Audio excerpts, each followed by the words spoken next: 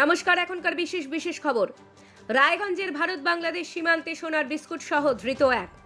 দক্ষিণ দিনাজপুর হিলি 2 জেলার ভারত বাংলাদেশ সীমান্তে 1039.440 গ্রাম সোনার বিস্কুট সহ একজনকে ধরেছে রায়গঞ্জ সেক্টরের অধীনে থাকা বর্ডার সিকিউরিটি ফোর্সের বিএসএফ জওয়ানরা।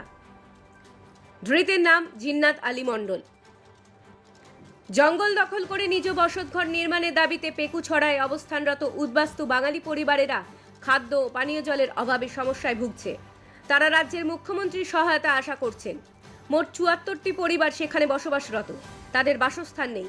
মিজোরাম থেকে আগত ব্রু শরণার্থীরা তাদের থাকতে বাধা দিচ্ছে, ঝামেলা সৃষ্টি করছে, তাই তারা দখল করে বসতঘর নির্মাণ করেছে।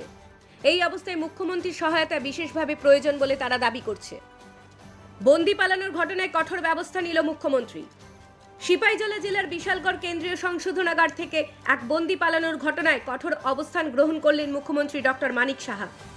এই ঘটনার দায়িত্বে অবহেলার কারণে আধিকারিকদের চাকরি থেকে বরখাস্ত করার নির্দেশ দিয়েছেন মুখ্যমন্ত্রী। অ্যাম্বুলেন্সের অভাবে রোগীর জীবন সংকটে বক্সনগর হাসপাতাল।